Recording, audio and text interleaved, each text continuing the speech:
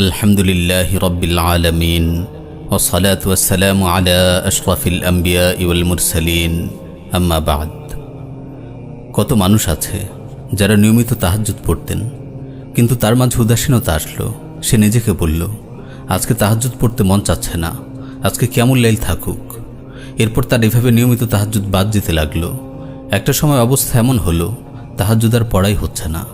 এরপর সে নিজেকে এ বলে প্রবোধ দিল যে তাহাজ্জুদ না পড়া হোক, ফজরটা তো জামাতে পড়া হচ্ছে, সময় মতো ওঠা হচ্ছে।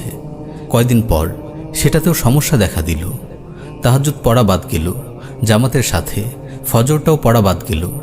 এখন সে নিজেকে প্রবোধ দিচ্ছে এই বলে যে সূর্য ওঠার আগে তো ওঠা হয়, বাসায় বসে হলো ফজরের সালাদটা তো ওয়াক্তের মধ্যে আদায় করা হয়, যা হোক এতেই তো চলে। দেখা গেল কেউ নিয়মিত এক পারা করে কোরআন তেলাওয়াত করতেন, কিন্তু তা আধা পারা হয়ে গেল। এরপর সেটা থেকেও কমতে কমতে এখন আর কোরআন মাজিদ ধরাই হয় না। কেউ নফল সাওম আদায় করত নিয়মিত, কিন্তু দিনের উপর আমলের প্রতি তার উদাসীনতা এসে গেল, অলসতা এসে গেল, শিথিলতা বৃদ্ধি পেল। এখন আর সে নফল সাওম পালন করে না। দিনের আমলের প্রতি এমন উদাসীনতা আমাদের পতনের কারণ। নাউযুবিল্লাহি মিন যালিক। সুন্নাতে রাতে বা ঠিকমতো আদায় না করা, ফরজ পর্দার বিধান ঠিকমতো পালন না করা, এমন বহু ফরজ ও সুন্নত আমল, বহু নফল আমল আমরা অহরহ ছেড়ে দিচ্ছি। দিনের প্রতি এমন উদাসীনতা আসার কারণ কি?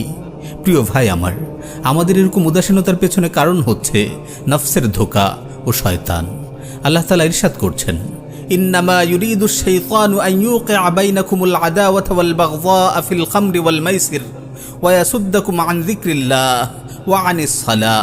শয়তান তো চায় মদ জুয়ার মাধ্যমে তোমাদের পরস্পরের মাঝে শত্রুতা ও বিদ্বেষ সঞ্চারিত করে দিতে, আল্লাহর স্মরণ ও নামাজ থেকে তোমাদেরকে বিরত রাখতে।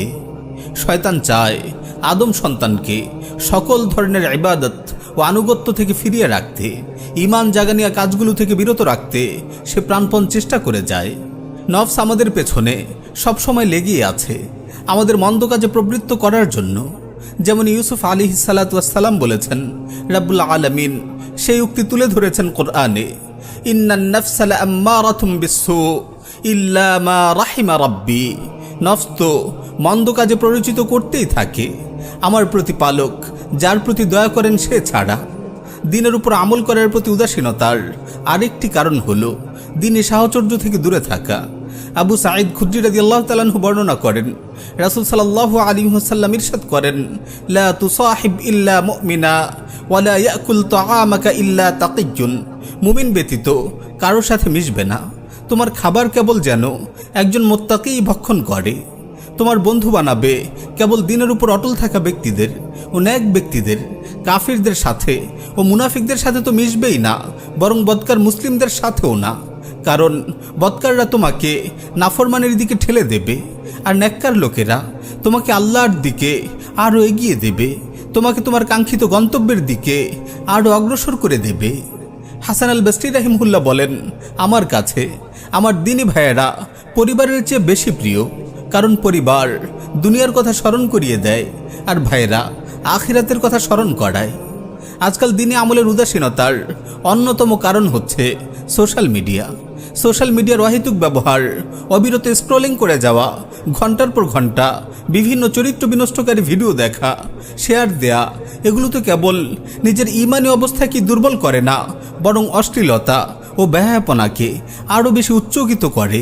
একজন মুমিন অশ্লীলতা ছড়াতে পারে, এটা তো ভাবাই যায় না। রাসূল সাল্লাল্লাহু আলাইহি ওয়াসাল্লাম ইরশাদ করেন, তাইসা আব্দুদ দিনার তাইসা আব্দুদ দিরহাম। ধ্বংস হোক দিনারের গোলাম, ধ্বংস হোক দিরহামের গোলাম। এমন ব্যক্তির চিন্তা জুড়ে থাকে সম্পদ উপার্জন করা, দুনিয়া উপার্জন করা, এটাই তার জন্য সর্বোচ্চ বিষয় হয়ে থাকে। তার প্রথম ও শেষ টার্গেট থাকে এটাই। এমন ব্যক্তির পরিণতি হবে ধ্বংস ও লাঞ্ছনা। যেমন রাসূল সাল্লাল্লাহু আলাইহি ওয়াসাল্লাম বদদুয়া করেছেন, তাইসা ওয়ান্তাকাসা। আর সৌভাগ্যবান হলো সেই ব্যক্তি যে দিনের উপর আমল করে। যেমন হাদিসে রাসূল সাল্লাল্লাহু আলাইহি ওয়াসাল্লাম বলেছেন, তুবা লিআবদিন আখিযিন বিইনানি ফারাসিহি ফি সাবিলিল্লাহ আশআসা রাসুহু মুগবাররাতিন কাদামা। ওই বান্দার জন্য সুসংবাদ যে আল্লাহর পথে নিজের ঘোড়ার লাগাম ধরে যুদ্ধরত, যার মাথার কেশ এলোমেলো, যার পদযুগল ধুলিমলিন। প্রিয় ভাই, মানুষের ধন সম্পদের লোভ মানুষকে আমল থেকে দূরে সরায়। যদি কেউ তার সম্পদ বাজেয়াপ্ত হওয়ার ভয় রাখে, সে আল্লাহর রাহে জিহাদ করতে পারে না। যদি তার সম্পদ উপার্জনের প্রবল লিপ্সা থাকে, সে আমলে সময় দিতে পারে না। সম্পদ উপার্জন করতে গিয়ে ন্যূনতম 5 ওয়াক্ত ফরজ সালাতও সে আদায় করতে পারে না। তার জীবনটাই সম্পদের পেছনে ব্যয় হয়ে যায়। প্রিয় ভাই আমার, আপনার বয়স এখন 20, 25 কিংবা 30, কিন্তু তবুও আপনি নিজেকে এখনও আমলে আমলে প্রস্তুত করছেন না। আপনার ধারণা এখনও সময় আছে। আপনি মনে করছেন যে দিনকে আঁকড়ে ধরার জন্য সময়টা এখনও আসেনি। এত তাড়াহুড়া কেন করব? আপনি ভাবছেন আপনি তরুণ যুবক, মৃত্যু আপনাকে স্পর্শ করবে না। কিন্তু না, এই চিন্তা একেবারেই ভুল, তা আপনি নিজেও জানেন। তাই আপনাকে বলবো, আসুন, মৃত্যু খুবই নিকটে, আমি তা জানি। এবার আমার এই জানাটা আমার অন্তরে প্রসারিত করি। অন্তর হয়তো মানতে চাইবে না, তবে আমি কিছুক্ষণের জন্য চোখ বন্ধ করি, মনে মনে নিজেকে কবরে কল্পনা করি। এভাবে নিজেকে মানসিকভাবে আমলের জন্য প্রস্তুত করি। রাসূল সাল্লাল্লাহু আলাইহি ওয়াসাল্লাম ইরশাদ করেন, আকসিরু যিকরা হাযিমিল লাযযাত ইয়ানি আল মাউত। তোমরা বেশি বেশি দুনিয়ার উপভোগকে মলিনকারী মৃত্যুর কথা স্মরণ করো। জেনে রাখুন, মৃত্যুই বাস্তবতা। দুনিয়া মৃত্যুর আগের আমলের জায়গা, আবার কারো জন্য ধোকায় প্রবৃত্ত থাকার জায়গা। তাই বাস্তবতাকে প্রাধান্য দেয় কর্তব্য।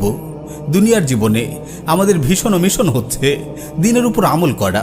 যেমনি কুরআনুল কারীমে এসেছে, ওয়ামা উমিরু ইল্লা লিয়াবুদুল্লাহা মুখলিসিনা লাহুদ্দিন হুনাফা ওয়া ইউকিমুস সালাতা ওয়া ইউতুজ যাকাতা ওয়া যালিকা দীনুল কাইয়্যিমাহ।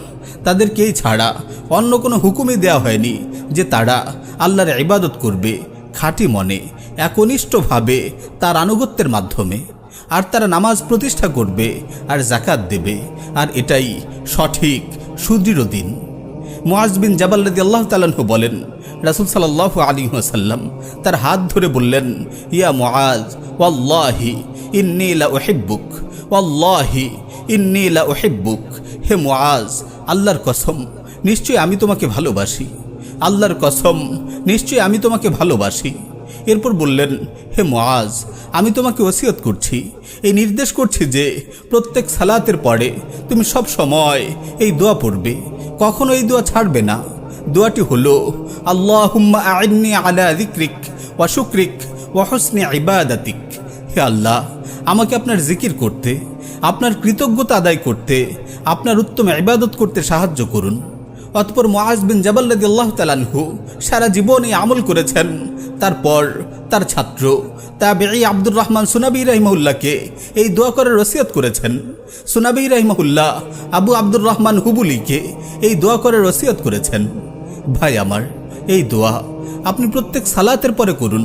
যখনই অন্তরে আমলের প্রতি উদাসীনতা সৃষ্টি হয়, তখনই দোয়া করুন, আল্লাহর কাছে আশ্রয় চান, দোয়া করতে থাকুন, আমল করতে থাকুন।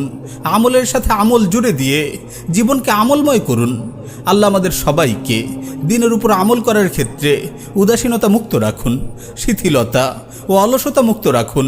আমাদেরকে যথোচিত আমল করার, বেশি বেশি ন্যাক অর্জন করার তৌফিক দান করুন। আমিন ইয়া রাব্বাল আলামিন।